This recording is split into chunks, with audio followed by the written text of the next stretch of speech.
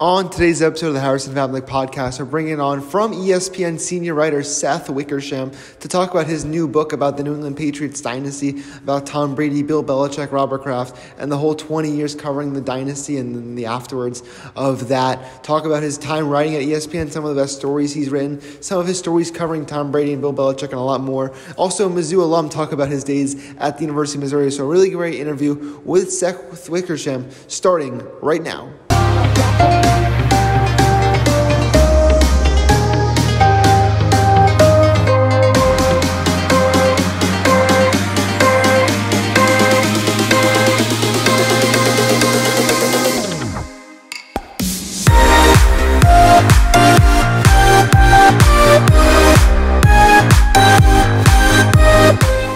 Joined by ESPN writer Seth Wickersham, Mizzou alum Seth Wickersham. Seth, how are we doing today? Good. How are you? Really good to finally be speaking with you. Seth, you have a book coming out this coming October. Can be pre-ordered now. I've already pre-ordered mine. It's Better to Be Feared, the New England Patriots dynasty and the pursuit of greatness. You've been covering Brady, Belichick, Robert Kraft, and the Patriots organization for the last 2 decades. Tell me why this was the right time to write this book.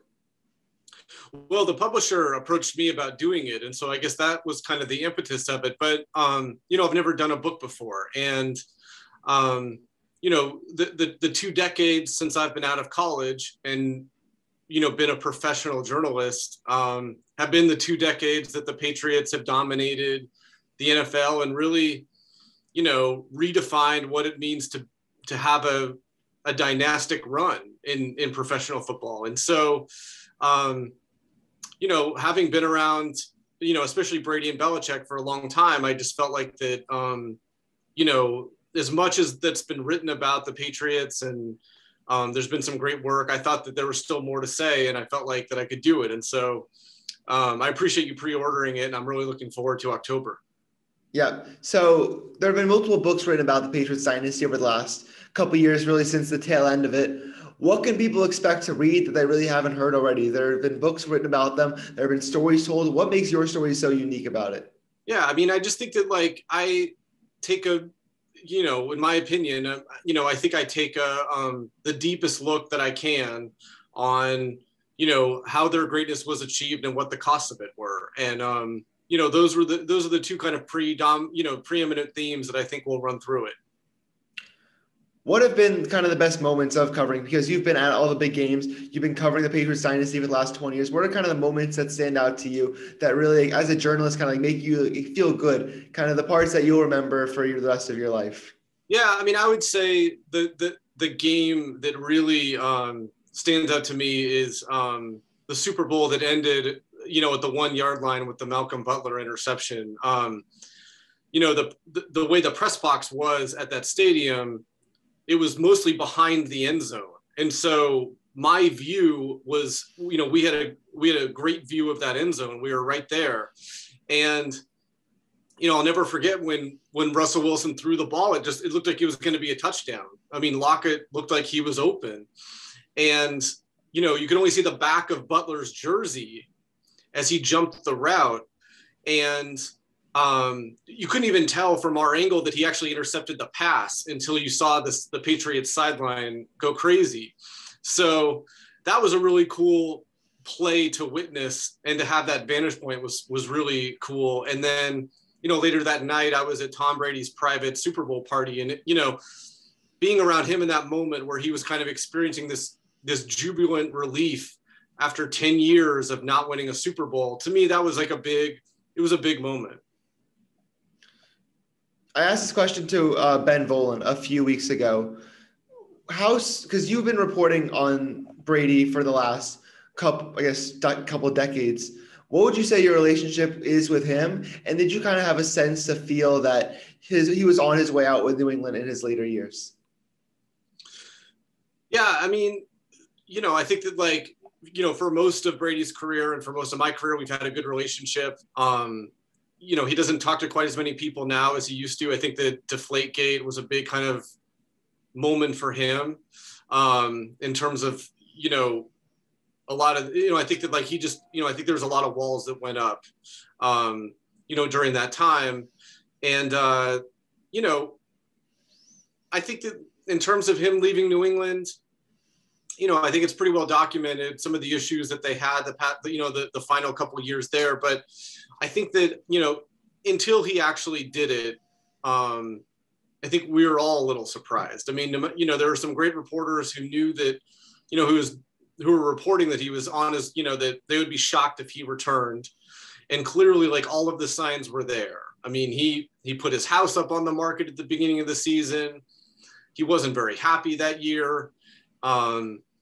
And, you know, it seemed like that was the fate that he was going to have. But, you know, until he actually did it, it was still kind of surprising. And, you know, it was just, you know, and to think that he did it, you know, a week into the pandemic when, you know, the world was kind of shut down. It was just a crazy time. And, you know, clearly it worked out great for him.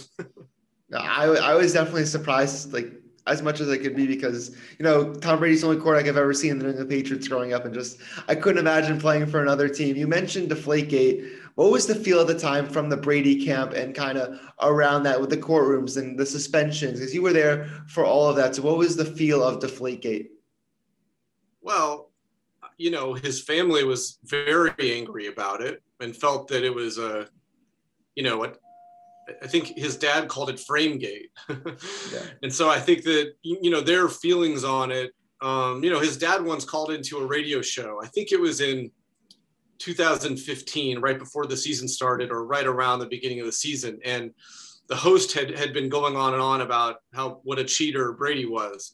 And his dad called in and he was yelling at the host, to the point where, you know, if you listen to it, and, you know, his father, very loving, caring man, but he, you know, in his 70s, you know, you wonder whether it was healthy to be that angry at that age. And, you know, that speaks to how frustrated they were during this time. And I think that, you know, Brady felt like that he didn't get the support that maybe he deserved, you know, from the team and maybe from the union. I'm not quite sure about that, but it was a hard time. I mean, it was a weird investigation and weird controversy, you know. I mean, it had to have been the dumbest scandal in sports history, because even if, and, you know, there's a lot of people inside New England that believe that they were deflating the footballs, and that even so, it was just, you know,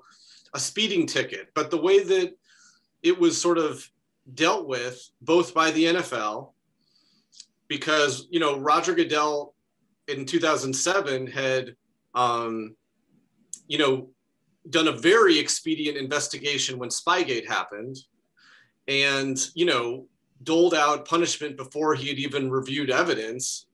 And many owners and coaches around the league were very angry about that. And so another cheating scandal comes around with New England, and he, you know, hires outside counsel to investigate. I mean, it was very odd. And then, you know, you had New England, Robert Kraft, going up before the Super Bowl saying, you know, if we're cleared, the league owes us an apology. And there was a lot of owners who were kind of offended by that. And so it just kind of took on a life of its own, where it was always this bizarre scandal that both sides kind of dug in. And the league dug in, and Tom Brady dug in, and it ensured that no one was going to win at this thing. Yeah, the Kraft line I'll always remember is after the 2 years of chaos between the Super Bowl in Arizona to the Super Bowl in Houston, and when they come back from 25 points to beat Atlanta, he's on the podium and he's like, "I never thought one could feel this good," but that was one in Arizona. And he said, "It was the one in Arizona. I never thought one could feel this good, but after what's happened for the last 2 years, like, this one certainly does," something like that, because it was just a feel from the organization that they got framed from what had happened the last 2 years. Do you think that because the organization, you talked about how Brady didn't feel he got the back of the organization, you think that kind of started building, went to his eventual leave 6 or 4 years later? I doubt it. You know, I doubt it. I mean, I think that, like, it was one of those episodes that, you know, there were still some raw feelings about it, but I don't think that it was like a harbinger of his departure years later. So in 2018, January of 2018, you wrote the piece about how it was the beginning of the end of the dynasty. This was a couple months after the Jimmy Garoppolo trade. They did make two more Super Bowls after that. They won one of them, lost one of them. But in the end, you were basically right how that was the beginning of the end with the Belichick-Brady feud. Did you get any criticism at the time for that piece because of how good the Patriots still were? Oh, yeah. I mean, there was a lot of pushback to that story. But, I felt comfortable about what I was writing and what I was working on. And, I think that at the time, I think that there was a sense that, Brady wasn't going anywhere. And, had Bill left the impression that he might be open to a move. And, there were some reports that came out at the time that the Giants were looking at him. I think he talked to the Redskins and the Washington football team and the Dolphins about sort of their openings. And, it was unclear whether he was interested or not, but he was still talking to them. And, subsequent reporting has only sort of shown how, in that offseason, Brady skipped the offseason program for the first time in his career and how he had just kind of had enough. And, maybe if they, I think that he wanted out of this contract at one point and, maybe to be released. And, I think that at the end of the day, both sides played a little bit of hardball. I don't think that Kraft was immediately inclined to let him out of his contract. And, although he later was like, if this is what you really want, we might be open to doing it. At that point, I think that Brady had come around and he was like, well, I'll figure things out on my end. It was a fascinating offseason. Remember he got up in front of on stage in Los Angeles at that tech conference. And he said, I plead the fifth when asked if he felt appreciated. We'd never heard that type of language out of Tom Brady before. So it was an interesting offseason to say the least.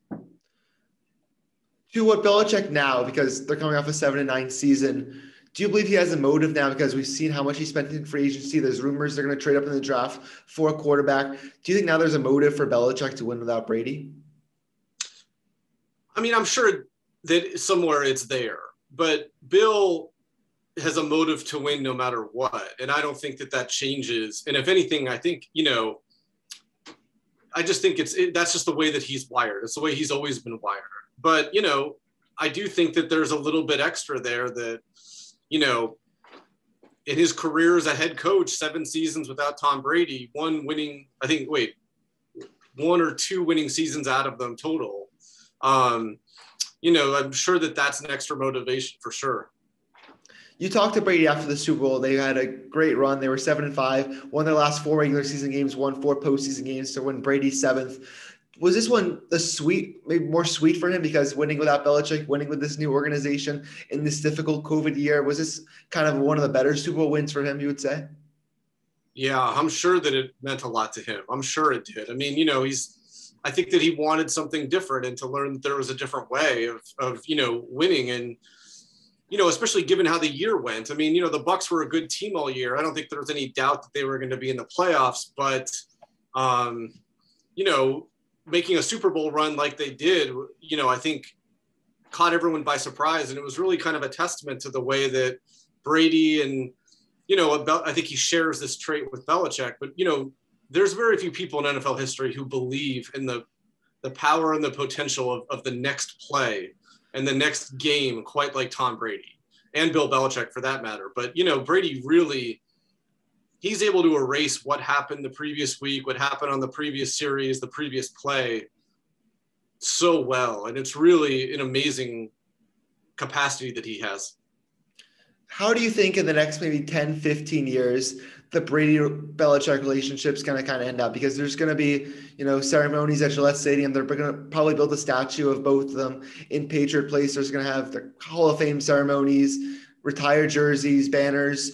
What do you think the relationships you think kind of get fixed up? How do you think we'll look at it as we come across the next decade or so? I mean, I think that they're always going to, they're linked forever, and, they're going to accomplish things apart from each other, but they're always going to be linked. And I think that, I can't imagine they're going to be getting together all of the time, but, at the Hall of Fame, I think that they'll probably express deep affection for one another. that I think is genuine. Yeah. So outside of the Patriots, you've written many stories for ESPN. You've done some of the stories, biggest in the NFL. You did the Browns kind of fall apart a few years ago. You've interviewed Odell, Peyton Manning, but you've also done some cool stories. You've done some Bangkok ping pong championships. You've interviewed Coach Pop, Kenyan runners in your home state of Alaska, Queen guitarist Brian May. Any interesting or cool stories you've done that stand out to you? The ping pong thing I never did. I think that got put on my Wikipedia page somehow, but I never wrote that story. It sounds like a great story. I'm sure. I wasn't going to believe it. Yeah. But they're all interesting in their own way. And I'd say that the fall of 2017, when, there was, the NFL was in crisis because the President Trump had made the anthem an issue, and, the league was kind of trying to figure out a way to react to it in a way that, was kind of unprecedented in their experience, and how they handled that. My frequent co-author and I, Don Van Natta, did a series of stories about how they handled that, and culminating in this story about Roger Goodell and Jerry Jones and some of the issues that they were having. And, I'm really proud of that run. I think that we were able to show people what it was like inside, those very exclusive meetings, and how they actually happen, go down, and what's actually said. And, those were not easy stories to do, but I felt like that we did them, and I'm proud of them. That was really interesting time. So maybe elaborate that a little more. What was the feel kind of from the owners and Goodell? And also I remember the players getting involved with that somehow. What was kind of the feel from the mood at the time? Well, they were angry and panicked and frustrated with each other. There was a lot of owners who felt like that it doesn't matter what we think about the president's, whether he's in the right or wrong, we got to get this off the table. We got to have it end as an issue. And so, and the only way to do that is to have a mandate to force the players to stand. And then there's others who were like, a mandate is too strong. We should suggest that the players stand, but if they don't want to, we can't force it. And, there's other owners who are like, let them kneel, who cares? And it was kind of it depended a lot on the region that the market was in, that the team was in. Some regions like Washington, D.C. were more affected than regions like San Francisco and Oakland, where nobody cared if the players were kneeling. And so, that was just kind of a fascinating time. To a more light note, you were slated to be in the movie Draft Day. You had a scene supposed to be cast in there. This is one of my favorite movies of all time, but your scene got cut before it went on the air. Tell us the experience around that, what the scene was, and why it possibly got cut. Yeah, it actually, the experience ends up speaking a lot to the creative process, right? Which can often be a very messy process. And so there was a couple of us who were journalists who were slated to play ourselves in the movie, and we were to question Kevin Costner, who was the Browns GM, about some of the draft trades that he had made.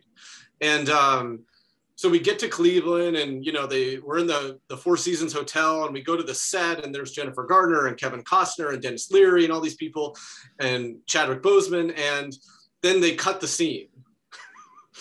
And the director's like, well, we'll get you into another scene, don't worry. So the scene they put me into was at the Browns post-draft party where they're celebrating the pick. Yeah. And we started shooting the scene at 2 a.m. or 2 p.m. and it didn't end until midnight, 2 a.m., something like that. It was a long day. And they shot this scene from every angle you can imagine, from behind, from the side, from the other side, from down below. It was really amazing to watch them do this. And then the scene ends up being 2 seconds in the movie, 3 seconds tops. And, it was a really interesting look at the creative process, right? Because we've all had moments where we've got writer's block, and, we're not sure if we can, how to approach a story, or, we're just not feeling like the creative juice is flowing.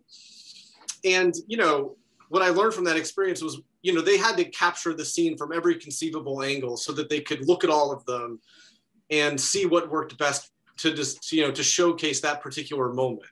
And I thought that was just a fascinating way to look at it, because often as a creative, you have to do that. You have to write sections that may not work in the story, but you have to do it because if nothing else, it'll eliminate something, And so that was really interesting to watch and to be a part of.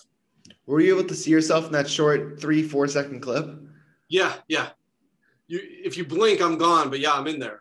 Next time I watch, I'm going to have to pause it and kind of look inside for you. Yeah, I'm at the table. I'm at the table next to the owner. Okay, well, next to the Browns owner.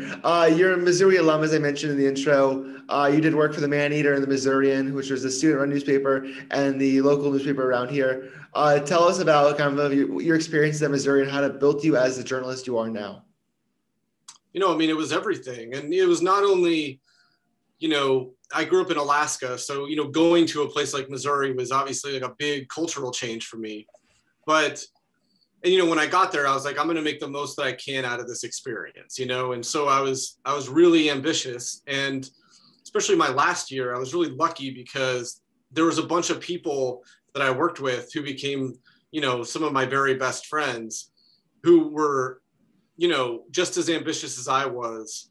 And, we really kind of fed off each other and learned from each other, Justin Heckert, Wright Thompson, Steve Wolentic, Tony Rehagen, my friend Damon Eklund. We all kind of, Bill Ryder, who has his own radio show. We all kind of just pushed each other. And it was, at the time you're just, you're trying to write the best story you can for the next paper. And, you're a college student, so you have a limited perspective. But to look back on it now, it's so cool to think about that, so many great journalists came out of Mizzou at that exact time, and we were all friends, and we all kind of, we were competitive, but we were incredibly supportive of one another. And that, that was invaluable. I can't even imagine how my life would have been different if I had just decided to go to another college, and I'm sure that I would have ended up in sports journalism. I don't know if I would have been, as happy or, had the opportunity to do as many stories as I've had, though. Yeah, that what you're saying sounds exactly like what's going on for me here. It's just a great story. This is one of the best schools in the country. I'll get you in on this. I know you're a busy guy. I'm going to say 2 words. You're going to just express your thoughts of them. Are you ready? Sure. Shakespeare's Pizza.